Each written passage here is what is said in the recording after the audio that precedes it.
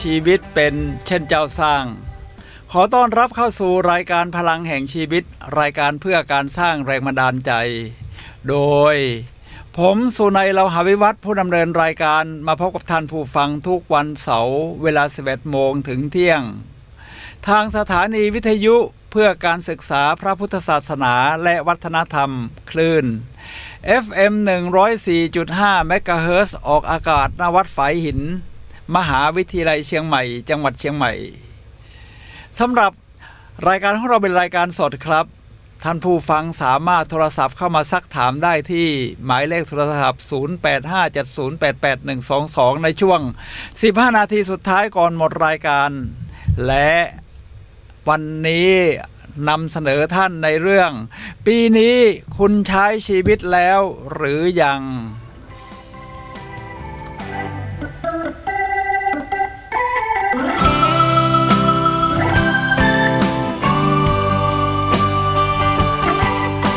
ท่านผู้ฟังครับที่ผ่านไปเมื่อสักครู่ก็เป็นรายการของคุณสุรชัยทนายความชาวบ้านนะครับแล้วก็ท่านก็เป็นอาจารย์สอนนั่งวิปัสสนาด้วยก็ได้ประโยชน์มากๆครับผมก็ฟังอยู่ตอนที่จะเข้ามารายการพลังแห่งชีวิตนี้ท่านผู้ฟังครับหัวข้อที่เราจะคุยกันในวันนี้คือปีนี้คุณใช้ชีวิตแล้วหรือยังเพราะตอนนี้ปลายปีแล้วนะครับวันนี้วันที่12เดือนธันวาคม2563แล้วกำลังจะขึ้นปีหน้าแล้วนะครับเหลืออีก2สัปดาห์เท่านั้นเองผ่านมา1ปีใช้ชีวิตยังไงหรือไม่ได้ใช้ มัวแต่ตัดสินชีวิตอยู่จึงมีคำกล่าวนะครับท่านผู้ฟังครับที่บอกว่าจงใช้ชีวิตไม่ต้องไปตัดสินชีวิตนะครับเพียงแต่ถ้าเราจะคิดเนี่ยนะครับก็ไตร่ตรองชีวิตครับและวันนี้เราจะได้ทบทวนชีวิตกันครับก่อนที่จะขึ้นปีใหม่ว่าผ่านมาตั้งแต่เดือนมกราคมมาต้นปีนะผ่านมากลางเดือนอะไรนี่เราได้ใช้ชีวิตไปอย่างไรคุ้มค่ากับเวลาที่เราใช้ไปแล้วยังหรือผ่านมา1ปีนี้อย่างสูญเปล่าหรือว่ามันยอดเยี่ยมเหลือเกินท่านผู้ฟังครับชีวิตอยู่ในกำมือของเราครับเราเลือกที่จะใช้แบบไหนก็อยู่ที่เราเลยฉะนั้นวันปีนี้ก็เหมือนกับปลายปีที่ว่าโสเคราติสกรีกนักปราชญ์กรีกโบราณที่กล่าวไว้ว่าชีวิตที่ขาดการไตร่ตรองเป็นชีวิตที่หาควรอยู่ไม่ฉะนั้นเดี๋ยวเรามาไตร่ตรองกันนะครับว่าการใช้ชีวิตของเราเป็นอย่างไรแต่สิ่งที่เกิดขึ้นแล้วดีเสมอนะครับเพียงแต่ว่าเรามาไตร่ตรองถ้ามันยอดเยี่ยมก็พัฒนาให้มันดียิ่งขึ้นครับสำหรับปีหน้าถ้ามันใช้ชีวิตแบบไม่สมปรารถนาซะเลยเดี๋ยวเรามาทบทวนครับว่าจะปรับปรุงยังไงและที่ผมจะนำมาคุยกันในวันนี้ก็จะมีทั้งความคิดของผมเองซึ่งจะเป็นส่วนน้อยนะครับโดยจะนำจากบุคคลที่มีชื่อเสียงที่คิดว่าใช้ชีวิตอย่างยอดเยี่ยมและนักปราชญ์ทั้งหลายร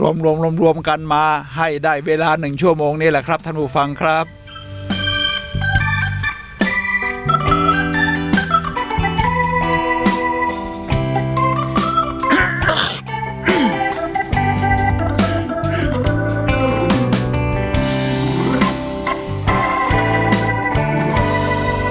เดี๋ยวจะ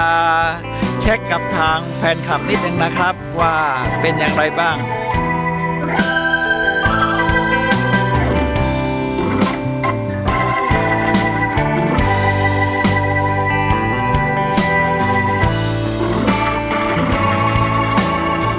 ก็โอเคครับท่านผู้ฟังครับตอนวันนี้นี่อากาศหนาวมากนะแล้วหยุด4วันด้วยฉะนั้นการจราจรในเชียงใหม่ก็ไม่ถึงกับหนาแน่นนะแต่ว่าก็เข้าใจว่าก็จะมีผู้คนนี่มาเที่ยวกันมากก็เป็นการใช้ชีวิตอย่างหนึ่งแล้วครับไหนๆก็หยุด4วันแล้วก็มาใช้ชีวิตกันแล้วก็บ้านเมืองเราอยู่ในเขตร้อนฉะนั้นพอเจออากาศหนาวๆแบบนี้เราก็มาแบ่งปันกันเนี่ยนะครับใช้ชีวิตกันทางภาคเหนือเชียงใหม่ก็มีสถานที่ท่องเที่ยวน่าเที่ยวหลายอย่างหลายแห่งทีนี้เราก็จะดูว่าทบทวนชีวิตกันซิว่าปีนี้เราใช้ชีวิตกันเป็นยังไง ฉะนั้นผมก็จะมาเริ่มต้นตรงนี้นะครับท่านผู้ฟังครับว่าอันดับแรก มี3ข้อ 1. ยอมรับอดีตของเราคือตอนนี้เราพูดถึงปีนี้ที่เราใช้ชีวิตมาว่าเราใช้ชีวิตไปเป็นอย่างไรผมว่าผมไม่ว่าจะใช้ชีวิตอย่างไรละก็ยอมรับเสียก่อนว่านี่คือชีวิตของเราที่ผ่านมาครับแต่ว่าผมก็คุ้มค่านะก่อนที่โควิดจะโด่งดังในเดือนมีนาคมหรือเมษายนนี่ผมก็ได้ไปเที่ยวต่างประเทศนะปกติก็ตอนนี้ก็โอกาสจะไปต่างประเทศนี่แทบเป็นไปไม่ได้แล้วครับไปมาก่อนที่ว่าจะเรียกว่าจะล็อกปิดประเทศกัน ไปเที่ยวตุรกีมาเรียกว่าการเดินทางก็คุ้มค่าส่วนการที่เป็นวิทยากรสร้างแรงบันดาลใจก็มีงานเข้ามาแบบสม่ำเสมอครับแม้จะอยู่ในยุคโควิดที่ช็อกอยู่บ้างในเดือนสักประมาณพฤษภามิถุนายนแต่ว่าตอนนี้งานก็มีเข้ามาแบบสม่ำเสมอโดยเฉพาะปลายปีก็มีงานเข้ามามากพอสมควรข้อที่2เคารพปัจจุบันเอาละตอนนี้เราอยู่ในยุคตอนนี้ขณะนี้นะครับปัจจุบันขณะ The Power of Now เหมือนที่แอคฮาร์ทโทเลอร์นักกูรูที่ไปอยู่ในแคนาดาเนี่ยนะครับบอกว่าพลังปัจจุบันสำคัญฉะนั้นเมื่อสักครู่เราย้อนทบทวนไปถึงอดีตเราก็สามารถที่จะทบทวนอดีตได้ครับท่านผู้ฟังครับแต่ว่าเราก็มาใช้เวลาทบทวนอดีตในขณะปัจจุบันนะครับทีนี้พอมาถึงข้อที่3ก็คือมุ่งมั่นสู่อนาคตครับเอาละปีนี้กำลังจะผ่านไปครับท่านผู้ฟังครับปีหน้ากำลังจะมาถึงก็สร้างความหวังวางแผนเป้าหมายว่าปีหน้าเราจะใช้ชีวิตให้ยอดเยี่ยมกว่าเดิมได้อย่างไรครับนั่นก็คือ 1. ยอมรับอดีตของเรา 2. เคารพปัจจุบัน 3. มุ่งมั่นสู่อนาคตครับเดี๋ยวมาดูกูรูดังๆในท่านอื่นเขาคิดกันอย่างไรบ้าง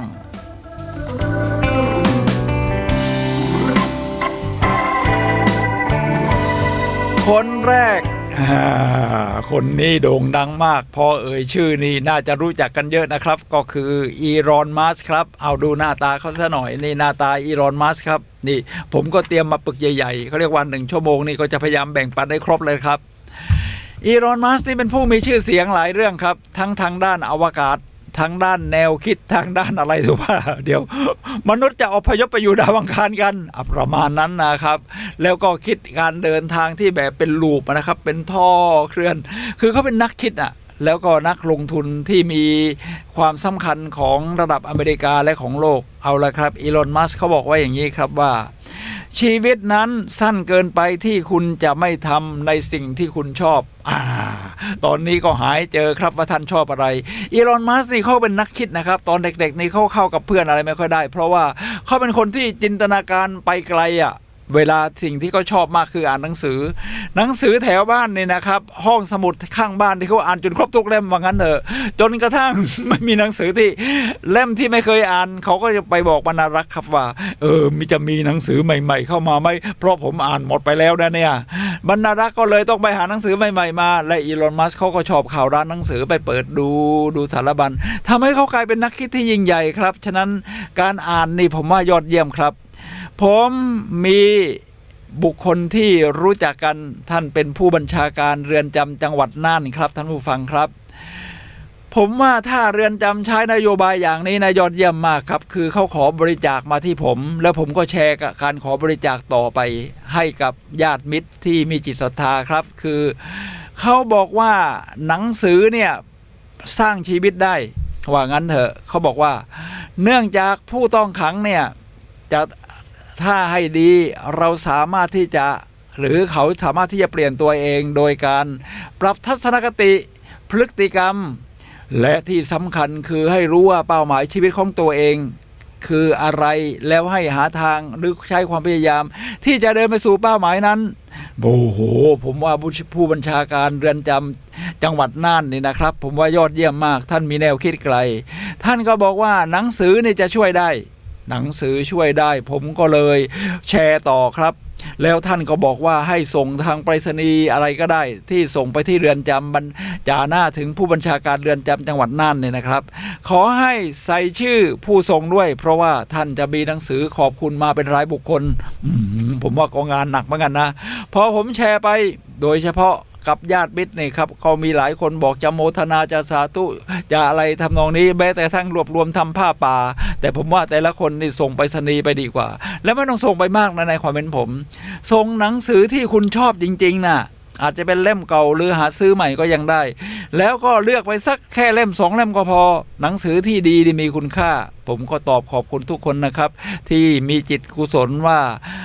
หนังสือนี่แหละครับเป็นสิ่งอัศจรรย์ของโลกครับท่านผู้ฟังครับและสามารถที่จะเปลี่ยนชีวิตของผู้คนได้นี่แหละครับฉะนั้นอีลอนมัสก์จึงบอกว่าชีวิตนั้นสั้นเกินไปที่จะไม่ทำตามในสิ่งที่คุณชอบฉะนั้นหาสิ่งที่เราชอบหรือแพชชั่นให้เจอครับแม้แต่ผู้ต้องขังนี่ผู้บัญชาการเรือนจำยังเห็นว่าต้องหาแพชชั่นหรือเป้าหมายชีวิตของตัวเองให้เจอฉะนั้นเขาก็จะกลับมาเปลี่ยนพฤติกรรมเป็นคนดีของสังคมต่อไปได้ครับนั่นเป็นการรักษาเยียวยาที่แบบชนิดเรียกว่ายั่งยืนครับท่านผู้ฟังครับ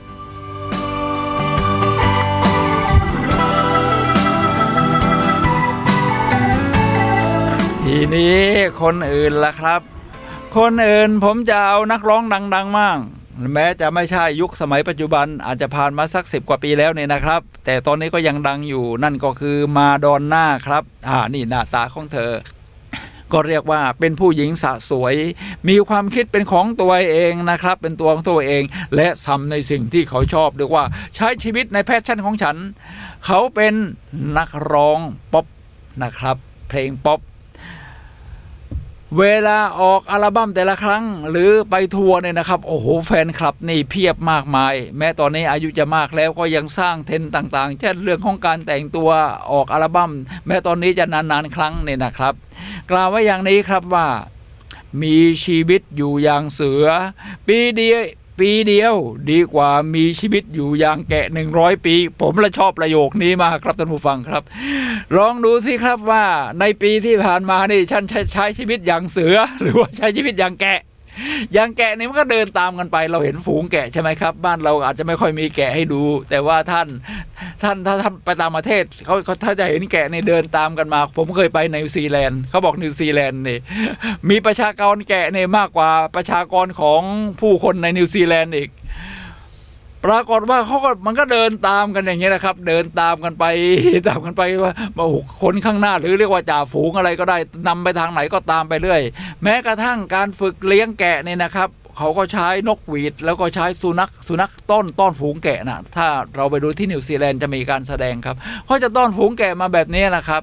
ฉะนั้นมันก็เรียกว่าเป็นการใช้ชีวิตเดินตามกันไปบางคนก็คิดว่า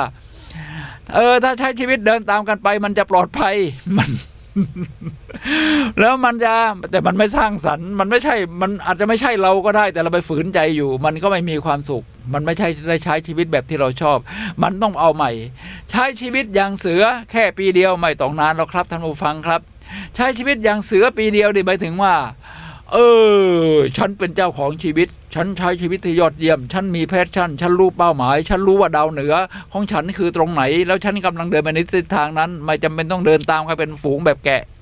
นี่แหละครับมาดอนน่าครับมีคำพูดที่คมมากใช้ชีวิตอย่างเสือปีเดียวดีกว่าใช้ชีวิตอย่างลูกแกะ100 ปีแม้แต่ในพุทธศาสนาของเราครับมีเยาวชนที่อายุน้อยมากแล้วมาบวชพอมาบวชนี่นะครับแค่วันเดียวมั้งครับแล้วก็สำเร็จอรหันต์แล้วก็จากนั้นก็รู้สึกว่ามีประสบอุบัติเหตุหรืออะไรเนี่ยนะครับแล้วก็เสียชีวิตพระผู้มีพระเจ้ายังตรัสนะครับว่าเขาเรียก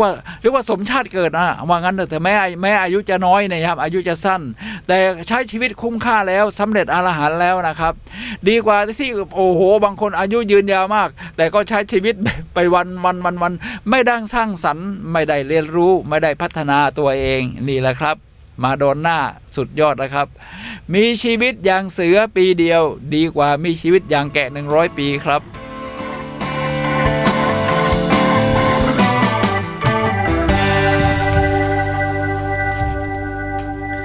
ทีนี้ผมมีหนังสือนะครับที่ชื่อว่า Lesson from Madame Chic หนังสือเล่มนี้เป็นเรื่องราวของที่เขียนขึ้นในปารีสนะครับนี่หน้าตาหนังสือถ้าท่านชอบแนวอ่านหนังสือเนี่ยนะครับก็หาอ่านเพิ่มเติมต่อยอดความคิดหรือความรู้ของท่านได้ครับในนี้บอกว่า ไม่มีช่วงเวลาไหนเล็กน้อยเกินไปสำหรับการมีชีวิตที่ดีฉะนั้นใช้ชีวิตแต่ละขณะสะสมเหมือนคำกล่าวที่ว่าชีวิตของเรานั้นขึ้นอยู่กับผลลัพธ์ของการเลือกแต่ละขณะครับท่านผู้ฟังครับฉะนั้นเราใช้ชีวิตแต่ละขณะนี้โดยความยอดเยี่ยมวันนี้ก่อนออกจากบ้านเนี่ยง่ายมากเลยครับถ้าจะใช้ชีวิตให้ยอดเยี่ยมแต่ละขณะเนี่ยพอจะออกจากบ้านก็ยิ้มซะหน่อยยิ้มคือไม่ต้องยิ้มไม่มีผู้คนถ้ามีผู้คนก็ยิ้มให้ผู้คนก็ได้ไม่มีผู้คนก็ยิ้มเฉยๆยิ้ม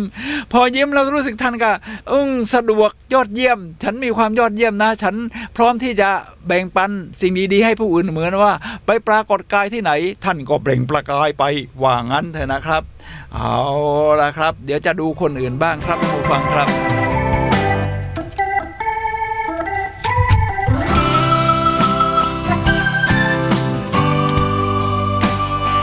คราวนี้เรามาที่นักจิตวิทยาบ้างครับท่านผู้ฟังครับชื่อว่าอีริกสันนี่หน้าตาในสีส้มปกติใครที่เรียนจิตวิทยาก็ต้องเรียนเรียกว่าการคิดค้นหรือทฤษฎีของอีริกสันด้วยนะครับกล่าวไว้ในเรื่องของอัตลักษณ์ว่าคนที่มองเห็นอัตลักษณ์ของตนอย่างชัดเจนคือมองเห็นตัวเองว่าเราเป็นคนแบบไหนเนี่ยนะครับจะรู้ดีว่าอะไรคือความเชื่อหลักค่านิยมและเป้าหมายในชีวิตของเขาคือคนเรานี่อยู่ด้วยความเชื่อนะเวลาเรามองดูต่างๆนี่เราก็ไม่ได้เห็นสรรพสิ่งตามความเป็นจริงสำหรับเรายังไม่ได้สำเร็จอรหันต์กันเนี่ยนะครับเราก็ดูตามความเชื่อของเราแล้วก็เราก็จะเห็นเฉพาะสิ่งที่เราเชื่อแล้วก็ค่านิยมก็สอดคล้องกับอะไรที่เป็นความเชื่อที่สะสมมานานมันก็จะกลายเป็นค่านิยมของเราแล้วก็มาสู่เป้าหมายชีวิตหรือแม้กระทั่งการไม่มีเป้าหมายชีวิตฉะนั้นในนี้อีริกสันบอกว่า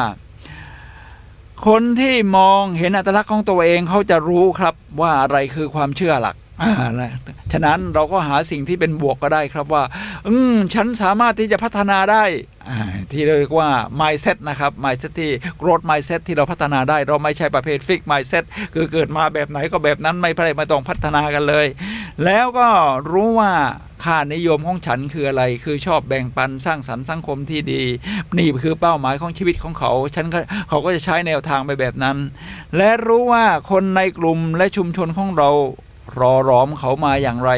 คือหมายความว่าสิ่งแวดล้อมก็เป็นสิ่งสำคัญครับตามที่อีริกสันบอกเนี่ยนะครับฉะนั้นครอบครัวของเราเป็นอย่างไรเนี่ยเราก็ถูกกล่อมเกลามาอย่างนั้นแต่ไม่ใช่ถามว่าถึงเรามีครอบครัวที่ไม่สมบูรณ์แบบแล้วเราจะไม่พัฒนาก็ไม่ใช่ครับเราสามารถหาสิ่งแวดล้อมอื่นๆมาได้เช่นหาหนังสือดีๆมาอ่านเข้าร้านเลือกหรือห้องแม้กระทั่งห้องสมุดเขาสามารถตอบคำถามที่สำคัญที่ผุดขึ้นในช่วงของวัยผู้ใหญ่ว่าทีเดียวเราจะมาต่อนะครับฉะนั้นคนที่มองเห็นอัตลักษณ์ของตัวเองชัดเจนนี่นะครับท่านผู้ฟังครับเขาจะตอบคำถามแบบนี้ของเขาได้แล้วมาดูว่านักจิตวิทยาในศตวรรษที่20อย่างอีริกสันเขามีแนวคิดในทำนองนี้อย่างไรบ้างครับ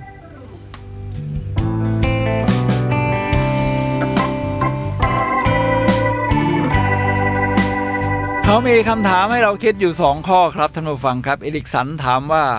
ฉันเป็นคนแบบไหน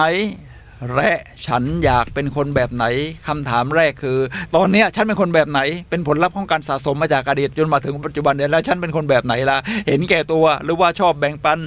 ฉันเป็นคนปล่อยเรื่อยเฉยใช้ชีวิตไม่มีเป้าหมายปล่อยไปวันๆเหมือนท่อนไม้ที่ลอยอยู่ในน้ำหรือว่าฉันมีเป้าหมายฉันมีมุ่งมั่นฉันมีดาวเหนือของตัวเองว่าฉันจะมุ่งไปทางทิศนั้นล่ะในนี้แล้วอนาคตฉันอยากจะเป็นคนแบบไหนแต่ถึงอย่างนั้นอัตลักษณ์ไม่ใช่สิ่งที่แน่นอนตายตัวนะครับคือเรามีอัตลักษณ์แบบนี้ในช่วงอายุขนาดนี้พอเวลาผ่านไปเราก็เปลี่ยนได้ครับถ้าเราเจอสิ่งที่ดีขึ้นแล้วก็เป้าหมายของเราก็ยิ่งใหญ่ขึ้นในทุกช่วงวันเราต้องเจอคำถามนี้ไปตลอดและกว่าจะถึงบั้นปลายของชีวิตอาจไม่ใช่คำถามแค่ว่าฉันอยากเป็นคนแบบไหน แต่อาจเป็นที่ผ่านมาฉันเคยเป็นคนแบบไหนและฉันพอใจกับมันไหมวันนี้เราพูดกันถึงในเรื่องปีนี้ฉันใช้ชีวิตแบบคนแบบไหนแล้วฉันพอใจกับมันหรือเปล่าคนที่ใช้ชีวิตนะครับสอดคล้องกับคุณค่าที่ตนยึดถือและบรรลุเป้าหมายในชีวิตอย่ารู้สึกถึงคนที่มีความสุขนี่จะมีเป้าหมายในชีวิตนะครับไม่ใช่คอยอาศัยสิ่งแวดล้อมจากภายนอกอย่างเดียวเท่านั้นมันต้องมาจากข้างในครับความสุขเนี่ยฉะนั้นคนที่บรรลุเป้าหมายในชีวิตจะรู้สึกถึงความพึงพอใจในตัวเองหรือ ego integrity รู้สึกว่าเรามีคุณค่าเราพอใจตัวเองนะแล้วเรายังพัฒนาตัวเองได้อีกตามคำศัพท์ที่ริกสันใช้แทนที่จะรู้สึกสิ้นหวังหรือ despair นะครับฉะนั้นผมว่าเป้าหมายในชีวิตนี่แหละหาให้เจอว่าเราเกิดมาเพื่อจะทำอะไร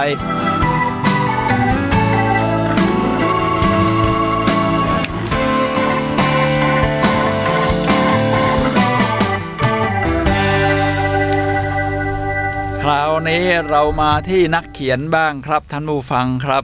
คราวนี้เป็นนักเขียนชาวอังกฤษนะครับชื่อว่าจอห์นรัสกินก็โด่งดังนะครับนี่หน้าตาของเขาครับก็อาจจะเป็นคนโบราณหน่อยแต่เรามาดูคำพูดของเขาหรือแนวคิดของจอห์นรัสกินนะครับจอห์นรัสกินกล่าวไว้อย่างนี้ครับท่านผู้ฟังครับว่าชีวิตไม่ใช่สิ่งลอยละล่องหายไปคือปล่อยไปตามกระแสเรื่อยชีวิตคือการสะสมและสมบูรณ์ด้วยความซื่อสัตย์จริงใจที่เรียกว่าซื่อสัตย์กับตัวเองนะครับซื่อสัตย์กับตัวเอง integrity อย่าใช้แต่ละวันโดยไร้ความหมายทุกวันนี้มีความหมายนะครับท่านผู้ฟังครับเราต้องสั่งสมสิ่งงดงามและมีความสุขทีละน้อยด้วยความพยายามคือสะสมแต่ละวันนะครับความสุขเนี่ยไม่จำเป็นต้องใหญ่โตตูมเดียวค่อยๆสะสมทีละน้อยเช่นหัดยิ้มกับตัวเองคนอื่นยิ้มให้มันเราก็มีความสุขค่อยๆสะสมไปเราก็หัดยิ้มตอบมีดวงตาที่ประกายสดใสและจงใช้วันหนึ่งอย่างมีความหมายนะครับวันนี้ผมก็ใช้ชีวิตอย่างมีความหมายออกจากบ้านนี่ก็บอกแล้วไงว่าออกแล้วเรื่องยิ้มเนี่ยนะครับก็ยิ้มกับตัวเองก่อนเพราะว่าตอนออกจากบ้านมันยังไม่เจอผู้คนที่เขาเดินมาตามอะไรตอกซอกซอยที่บ้านของผมอยู่เนี่ยนะครับก็ยิ้มกับตัวเองไปก่อนแล้วว่ามาเป็นดีเจวันนี้ใน FM 104.5 เมกะเฮิรตซ์เชียงใหม่นี่ก็รู้สึกว่ามีชีวิตที่มีความหมายเดี๋ยวจะไปหาอาหารเที่ยงที่เมย่ากินก็ชีวิตที่มีความหมายได้ข่าวว่า 5 โมงเย็นวันนี้ที่เมย่าจะมีการเหมือนกับดิสคัสหรืออะไรนะครับเหมือนกับคล้ายๆสัมมนาการเลือกตั้งอบจ.เชียงใหม่เชียงใหม่นี่ก็เป็นสนามที่ใหญ่มากนะครับเพราะจังหวัดเชียงใหม่นี่มันจะเป็นจังหวัดใหญ่มีสถานที่ท่องเที่ยวมีระบบเศรษฐกิจที่อยู่ในแนวโน้มที่สูงฉะนั้นการที่จะใช้ชีวิตหรือการเลือกตั้งแบบนี้ก็เป็นสิ่งสำคัญสำหรับชาวเชียงใหม่ถ้ามีเวลาก็ไปลองฟังกันดูครับก็มีหลายพรรคนะครับพรรคที่โด่งดังก็มีพรรคพลังไทยโทษครับพรรคเพื่อไทยแล้วก็จะมีนายกเก่าก็ลองดูครับที่มีสองกลุ่มที่ว่าคะแนนนี่เขาก็ต้องเบียดกันน่าดูนะครับส่วนผู้สมัครอิสระก็มีครับก็ลองดูครับท่านชอบนโยบายแบบไหนดูก็ต้องดูพฤติกรรมในอดีตของเขาด้วยว่าเป็นยังไงเพื่อประชาชนจริงหรือไม่เนี่ยนะครับช่วยท้องถิ่นจริงหรือไม่เราก็สามารถที่จะตัดสินใจของเราได้ครับฉะนั้นจงใช้ชีวิตแต่ละวันให้มีความหมายวันนี้ผมก็ใช้ชีวิตให้มีความหมายแล้วครับท่านผู้ฟังครับแบบที่จอห์น รัสกินพูด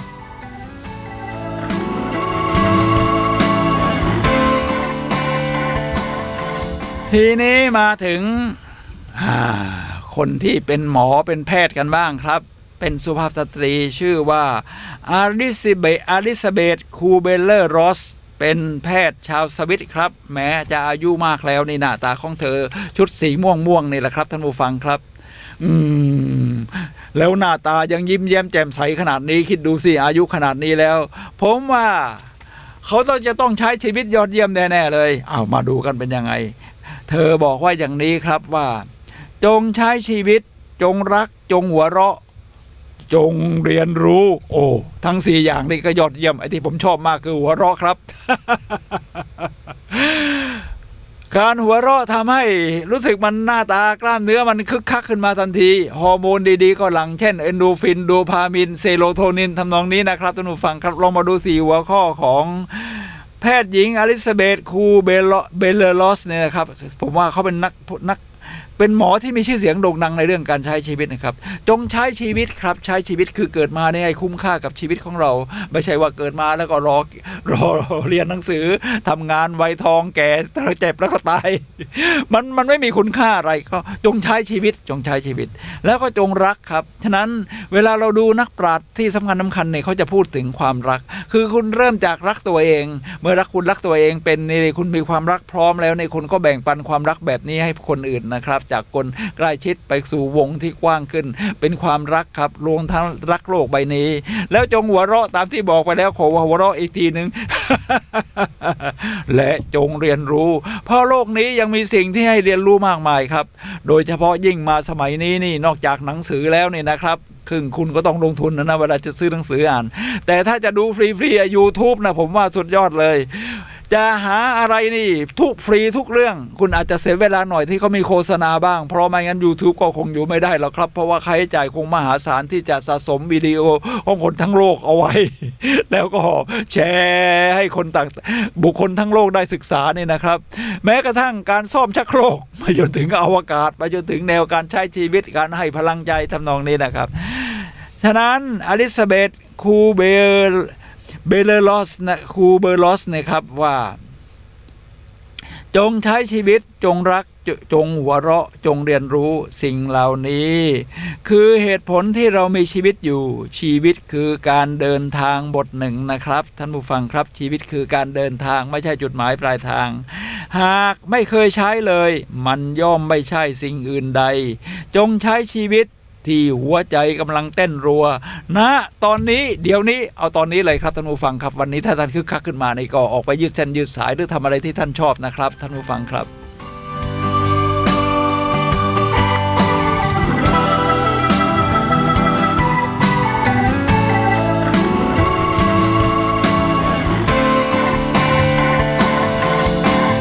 ท่านผู้ฟังครับขณะนี้ท่านกำลังรับฟังรายการพลังแห่งชีวิตรายการเพื่อการสร้างแรงบันดาลใจนะครับโดยผมสุนัย เลาหะวิวัฒน์เป็นผู้ดำเนินรายการซึ่ง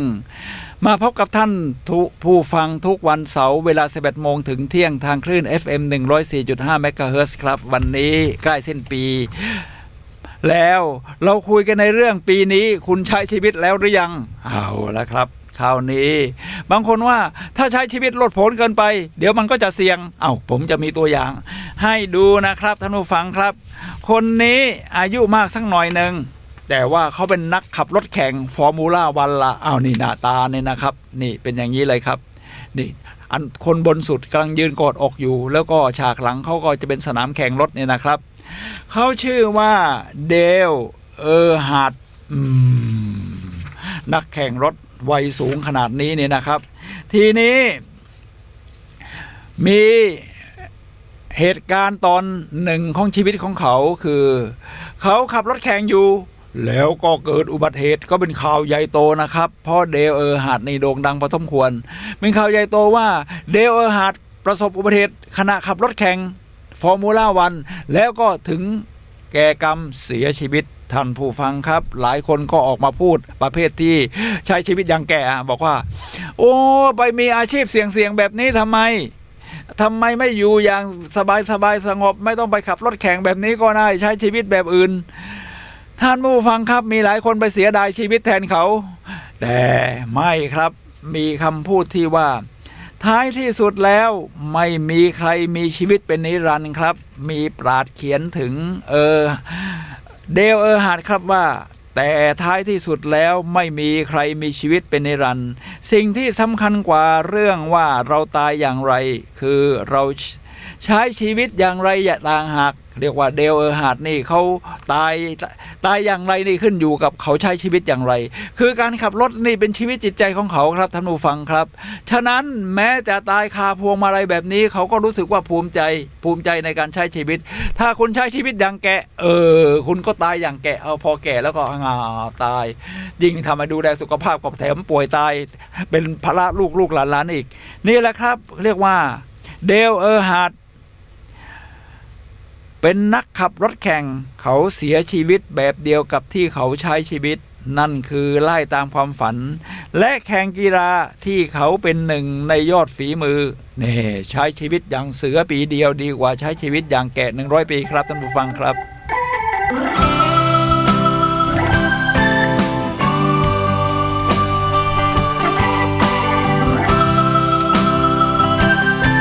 ท่านผู้ฟังครับทีนี้เราจะมาพูดถึงคนที่พิการกันบ้างเพราะว่าเมื่อวันที่10มั้งครับเป็นวันสิทธิมนุษยชนหรือคนพิการโลกอะไรประมาณนั้นนะครับที่มีการชุมนุมเรียกร้องให้คนพิการมีสิทธิเท่าเทียมกันในสังคมในวันที่10 ธันวาคมที่ผ่านมานี่นะครับท่านผู้ฟังครับ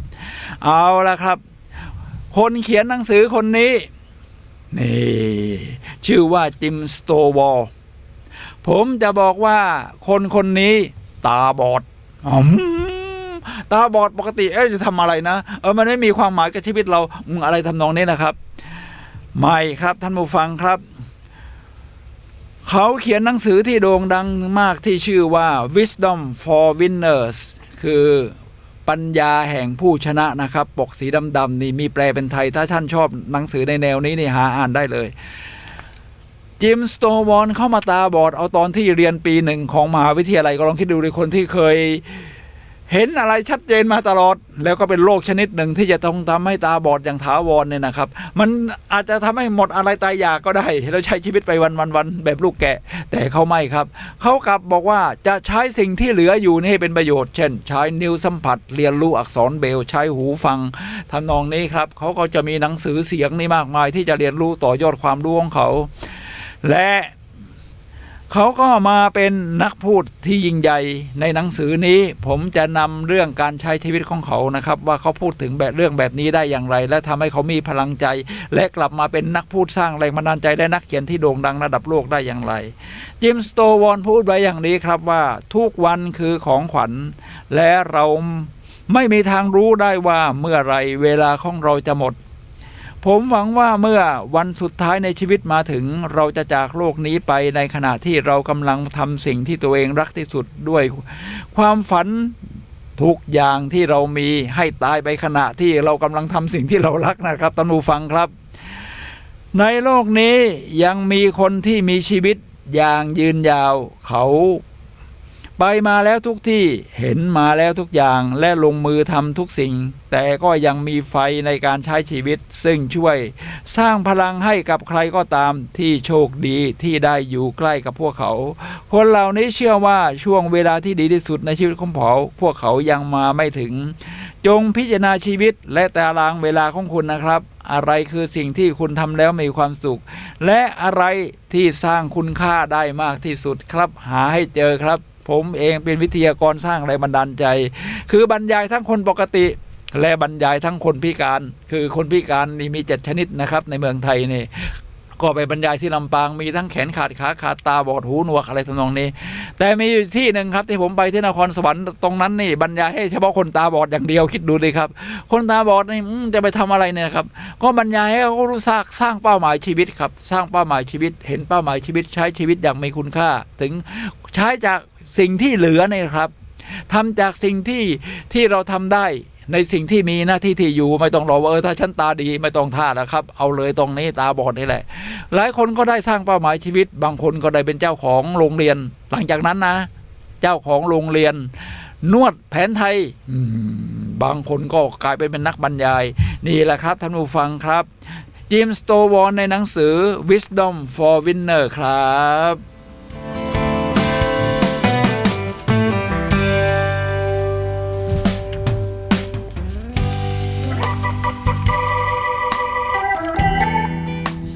เ เอามาทางนักกีฬาบ้างครับท่านผู้ฟังครับหนังสือนี้ชื่อว่า Think Like an Athlete ก็คือคิดการใหญ่ให้ใช้กึนอันนี้คนไทยก็แปลแบบโลดโผนหน่อยนะมีแปลเป็นไทยก็หาอ่านต่อยอดได้แต่ว่าคนเขียนเขาเป็นนักกีฬาทีนี้นักกีฬาเนี่ยเขาก็มีแนวชีวิตของเขาครับในนี้บอกว่าท้ายที่สุดแล้วความรู้สึกของคุณต่อการเปลี่ยนแปลงต่างๆที่เกิดขึ้นในชีวิตนั้นสำคัญว่าสิ่งที่จับต้องได้ในสายตาของชาวโลกฉะนั้นอยู่ที่ตัวเราเลยครับท่านผู้ฟังครับชีวิตของเราเลือกได้ว่าเรามีความรู้สึกในการใช้ชีวิตของเราอย่างไรถ้ารู้สึกว่ามันใช่คุณก็จะรู้ตัวในนั้นเลยครับท่านผู้ฟังครับเดี๋ยวผมจะพูดถึงคนเอเชียบ้างครับคราวนี้มาที่ประเทศเกาหลีคนนี้เป็นหญิงสาวนะครับครอบครัวยากจนมากเลยเพราะพ่อเคยทำรับเหมาก่อสร้างนะโด่งดังระดับข้ามชาติแต่ว่าตอนหลังนี่ก็เกิดล้มเหลวแล้วก็กินเหล้าเมายาเงินทองหามาได้เท่าไหร่ก็ไปกินเหล้าหมดแล้วก็เที่ยวชอบมาอาละวาดในบ้านแต่เด็กผู้หญิงคนนี้อยู่ในสภาพแวดล้อมอย่างนี้สร้างชีวิตได้อย่างไรครับเธอมันมานะหาเงินเรียนหนังสือเองทำงานพิเศษนี่นะครับถ้าเป็นปิดเทอมนี่ทำวันหนึ่งใน6อย่างตั้งแต่แยกขยะแล้วก็รับจ้างแปลเพราะว่าเขาสนใจเรื่องภาษาทั้งญี่ปุ่นทั้งภาษาอังกฤษทำนองนี้สอนพิเศษทีนี้พอประสบความสำเร็จแล้วเขาก็เรียนจบมหาวิทยาลัยหาเงินเรียนเองนะครับยอดมากเลยแล้วก็ไปทำงานที่อังกฤษแล้วก็มาเป็นนักเขียนนี้ชื่อว่าโนกยองวอนโนกยองวอนนี่ก็เป็นหญิงสาวหน้าตาดีครับแล้วหนังสือที่เขาเขียนคือ It's not late start now ยังไม่สายยังไม่สายไปเริ่มต้นใหม่ตอนนี้นี่หน้าตาของโนกยองวอนนะครับและหนังสือที่เขาเขียนเป็นภาษาเกาหลีได้รับการแปลเป็นภาษาไทยครับผมแล้วอ่านแล้วน้ำตาไหลไปหลายจุดเลยคือชีวิตที่อาภัพขนาดนี้แล้วว่าสร้างตัวได้ขนาดนี้เนี่ยนะครับเขารู้เส้นทางชีวิตเขาใช้ชีวิตอย่างยอดเยี่ยมในนี้บอกว่าชีวิตไม่ใช่สิ่งที่ปล่อยให้เป็นไปแต่คือสิ่งที่เราเติมเต็มให้มันเป็นคนที่ยากจนขนาดนี้ต้องหาเงินเรียนเองตั้งแต่มัธยมปลายคิดดูเรียนมหาลัยตลอด5 ปีนี่หาเงินเองทางบ้านไม่มีปัญญาส่งอยู่แล้วก็ยังสามารถสะสมระหว่างเรียนหนังสือนี่เที่ยวรอบโลกได้นะครับ10 กว่าประเทศจากนั้นก็เที่ยวไปอีก70 กว่าประเทศเรียกว่าเที่ยวมากกว่าผมอีกนี่คือหญิงสาวที่ชื่อว่าโนกยองวอนนะครับดูหน้าตาเธออีกทีครับแล้วก็ชีวิตไม่ใช่สิ่งที่ปล่อยให้เป็นไปแต่คือสิ่งที่เราเติมเต็มให้มันเป็นครับฟูลฟิลเมนต์ครับ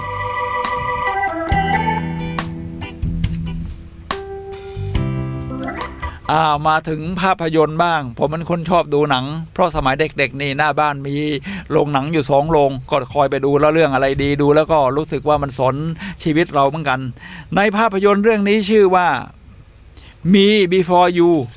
ฉันก่อนแล้วก็เธออะไรตรงนั้นนะครับนี่หน้าตาในพระเอกหน้าตาดีทีเดียวนางเอกก็พอใช้ได้เอาละครับในหนังนี้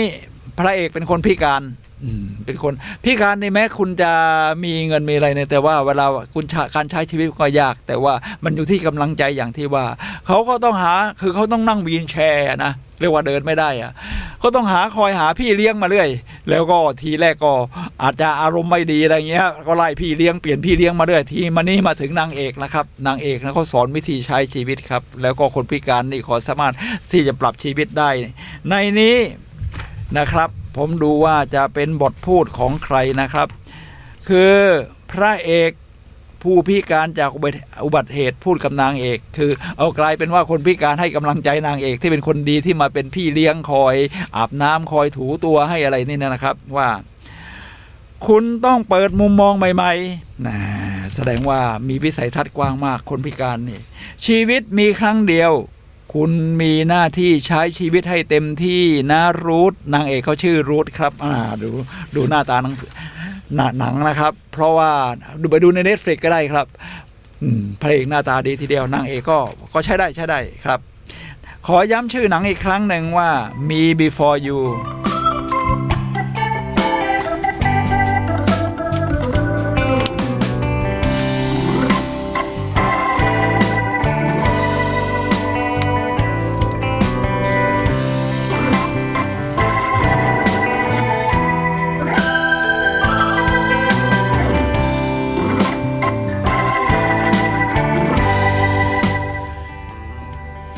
านผู้ฟังครับขณะนี้ท่านกำลังรับฟังรายการพลังแห่งชีวิตนะครับในเรื่องที่เราคุยกันคือปีนี้คุณใช้ชีวิตแล้วหรือยังเพราะมันช่วงปลายปีแล้วนะครับเราเหลือเวลา15นาทีสุดท้ายก่อนหมดรายการท่านผู้ฟังสามารถเข้าโทรศัพท์เข้ามาซักถามได้ครับที่หมายเลขโทรศัพท์มือถือของผู้ดำเนินรายการเบอร์เดียวนี้ในเบอร์นี้นะครับ0857088122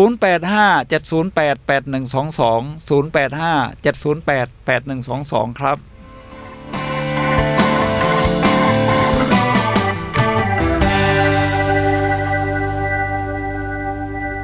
ท่านผู้ฟังครับผมก็เดินเรื่องต่อไปเรื่อยๆนะครับว่า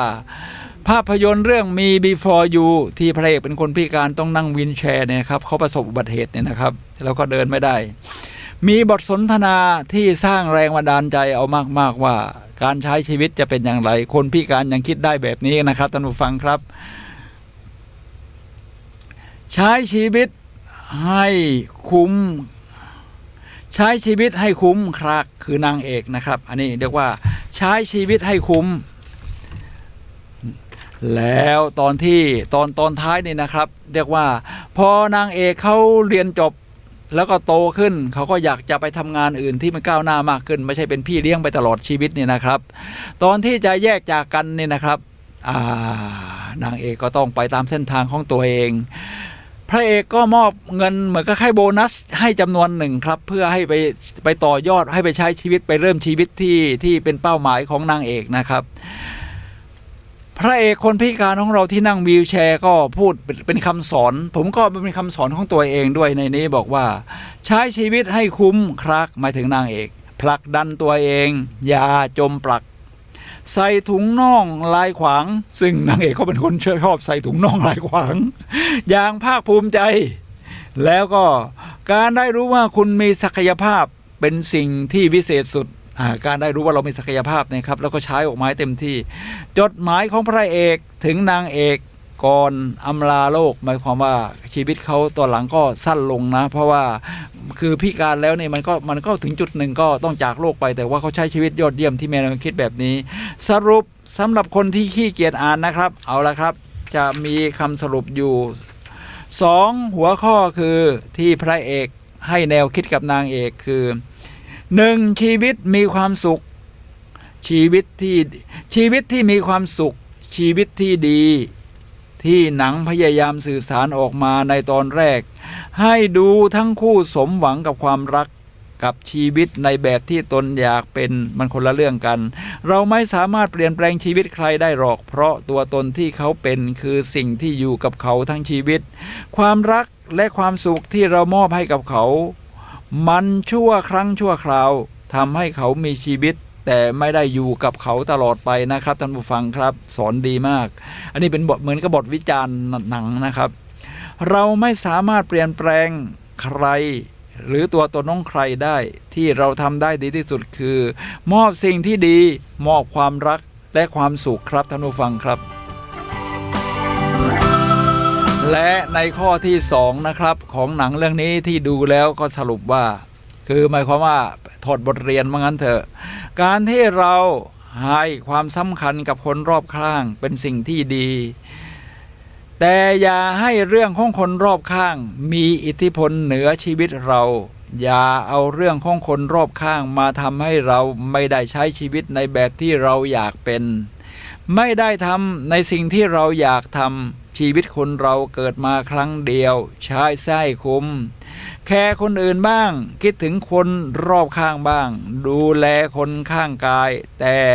ต้องอยู่ในความพอดีไม่มากเกินไปไม่น้อยเกินไปอย่าจมปักกับใครบางคนมากเกินไปจนลืมที่จะมีชีวิตเป็นของตัวเองจำไว้ว่าคนที่จะอยู่กับเราทั้งชีวิตคือตัวเราไม่ใช่คนรอบข้างไม่ใช่แฟนไม่ใช่ครอบครัว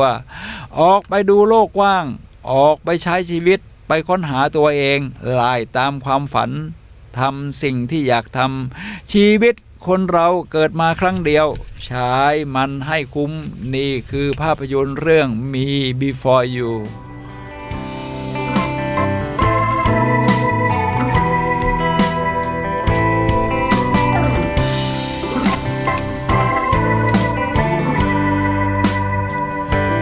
ผมยังมีนักปราชญ์อีก 2-3 คน ระหว่างที่เป็นดีเจไปตอนนี้ผมก็เรียกว่าสอนตัวเองไปด้วยนี่คือจงคิดเสมอว่าจะใช้ชีวิตอย่างไรเอาละครับเราทบทวนชีวิตในปีที่ผ่านมาแล้วนะครับมาจนถึงช่วงกลางเดือนธันวาคมของปีนี้เอาแล้วปีหน้าจงคิดว่าจะใช้ชีวิตอย่างไรปีหน้าอีก2 สัปดาห์ก็จะมาถึงแล้วครับก็เริ่มตั้งแต่ตอนนี้เลยครับไม่ต้องรอให้ถึงปีหน้าเต็มก็ได้ในนี้ผมจะนำจากหนังสือที่ชื่อว่า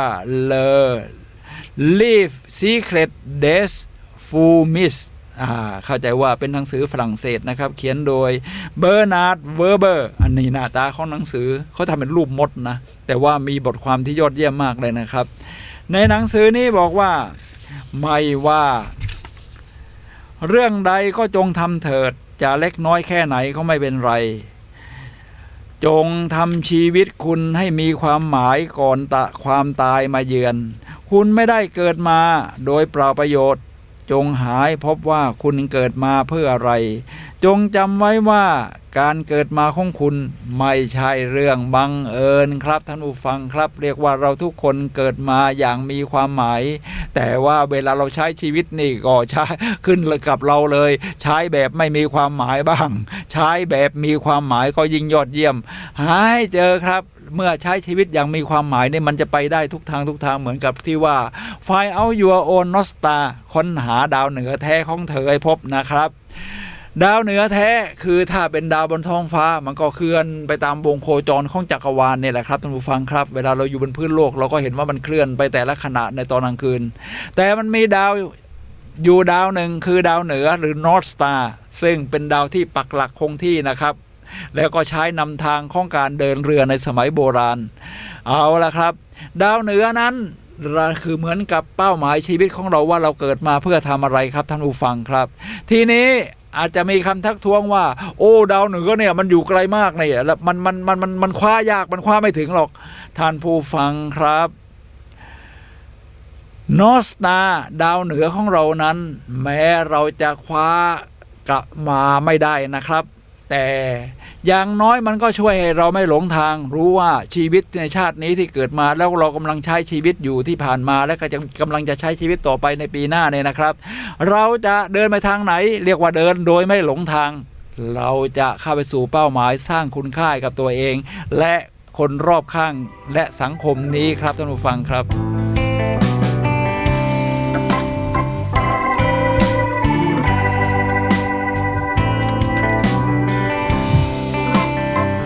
ทีนี้จะมาถึงปราชญ์กรีกโบราณและเป็นจักรพรรดิลำดับที่16แห่งอาณาจักรโรมันครับมาคัสออเรเลียสนะครับนี่หน้าตานะครับของจักรพรรดิโรมันสมัยโบราณเนี่ยกำลังขี่ม้าอยู่มีคำพูดอย่างนี้ครับเพราะคนนี้นี่เรียกว่ามาคัสออเรเลียสนะครับเป็นจักรพรรดิที่โด่งดังในเรื่องของปรัชญาการปกครองที่ให้ความเป็นประชาธิปไตยมากบอกว่าชีวิตมนุษย์เป็นไปตามความคิดของมนุษย์ผู้นั้นครับฉะนั้นเหมือนกับที่ศาสนาพุทธของเรากล่าวใจเป็นใหญ่ใจเป็นประธานทุกอย่างสำเร็จได้โดยใจนะครับฉะนั้นใจเนี่ยก็จะเป็นประธานมาก่อนส่วนกายหรือการกระทำก็จะตามมาในทีหลัง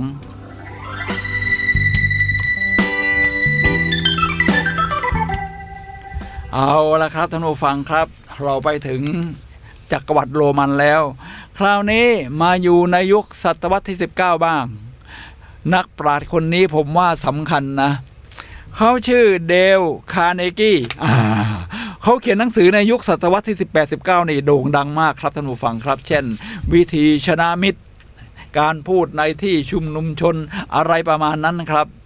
เดลคาร์เนกีนี่โด่งดังถึงขนาดปัจจุบันนี่ก็ยังมีสถาบันของเดลคาร์เนกีที่สอนตามหลักของเดลคาร์เนกีแล้วก็มีมหาวิทยาลัยคือคาร์เนกีเมลอนนะครับในสหรัฐอเมริกาผมโชคดีครับตอนเด็กๆอายุสัก10 กว่าขวบนี่น้าเขยของผมเป็นนายอำเภอที่จะนะ พูดถึงจะนะนี่ก็กำลังมีเรียกมาถึงว่ามาทวงสิทธิ์หรืออะไรกันที่กรุงเทพในขณะนี้นะครับที่จะนะนี่นะครับน้าเขยผมเป็นนายอำเภอที่จะนะ ที่จังหวัดสงขลาแล้วเป็นนายอำเภอเนี่ยนะครับมันเดี๋ยวต้องย้ายไปโน่นย้ายไปนี่เดินทางตลอดเขาก็เป็นนักอ่านเขาก็มีตู้หนังสือเนี่ยนะครับขนาดใหญ่เลยแหมทำมันสวยงามเลย แล้วก็เวลาย้ายไปย้ายมาขนหนังสือไปด้วยตู้ไปด้วยนี่มันคงไม่เวิร์กไม่ไหวนะครับเขาก็มาฝากที่ห้องนอนผมอายุ10 ขวบวันนี่บางทีก็เล่นกับเพื่อนบ้างบางทีก็เข้ากับเพื่อนไม่ค่อยได้ก็มาหาหนังสืออ่านนะครับท่านผู้ฟังครับก็ไม่รู้หนังสือสมัยก่อนนี่หายากนะไม่ใช่ว่ามีร้านหนังสือนายอินร้านหนังสืออะไรที่จะไปเดินซื้อได้เนี่ยเหมือนในปัจจุบันแล้วมีหนังสือดีๆมากมายหนังสือดีๆนี่ต้องคนที่ยอดเยี่ยมแบบประมาณนี้นะครับเอามาใส่ตู้ไว้เช่นหนังสือของหลวงวิจิตรวัฒการประวัติศาสตร์โลกเป็นชุดเลย10 กว่าเล่มผมก็อ่านทุกเล่มแล้วครับหนังสือของเดลคาร์เนกี้ก็มีครับวิธีชนะมิตรวิธีพูดในที่ชุมนุมชนวิธีการใช้ชีวิตทีนี้ถ้าโด่งดังขนาดนี้จนกระทั่งมีมหาวิทยาลัยที่ชื่อว่าคาร์เนกี้เมลอนในอเมริกาคนนี้เขาพูดเรื่องการใช้ชีวิตอย่างไรครับท่านผู้ฟังครับเขาบอกว่ามีใครคนหนึ่งตั้งคำถามกับเดลคาร์เนกี้ปรมาจารย์ด้านความสำเร็จว่าบทเรียนที่ยิ่งใหญ่ที่สุดในชีวิตของคุณคืออะไร เป็นคำถามที่ฟังเหมือนดูง่ายแต่ว่ายากนะครับบทเรียนที่ยิ่งใหญ่ที่สุดในชีวิตคือเรามีบทเรียนมากมายทั้งบทเรียนที่ดีบทเรียนที่ไม่ดีบทเรียนที่ดีทำให้เราเข้มแข็งบทเรียนที่ไม่ดีทำให้เราเข้มแข็งยิ่งขึ้นอันนี้พูดแบบแนว NLP สร้างพลังใจบทเรียนที่ยิ่งใหญ่ที่สุดในชีวิตของคุณคืออะไรเดลคาร์เนกี้ตอบอย่างนี้ครับว่าบทเรียนที่ยิ่งใหญ่ที่ผมเรียนรู้คือเราต้องรู้ว่าตัวเองคิดอะไรอยู่ตอบแบบหลักศาสนาพุทธเลยนะครับเรียกว่าจิตตานุปัสสนาเห็นความคิดตัวเองแล้วเมื่อคุณรู้ว่าคุณคิดอะไรคุณจะรู้ว่าคุณเป็นคนแบบไหนเพราะสิ่งที่คุณคิดสร้างตัวคุณคนเราล้วนสามารถเปลี่ยนแปลงชีวิตได้ด้วยการเปลี่ยนความคิดครับนี่คือเดลคาร์เนกี้และหน้าตาของเขาครับหาหนังสือตอนนี้ก็ยังมีคนพิมพ์มาแบบหลายเวอร์ชั่นนะครับออกมาในแนวของเดลคาร์เนกี้หาอ่านได้ครับ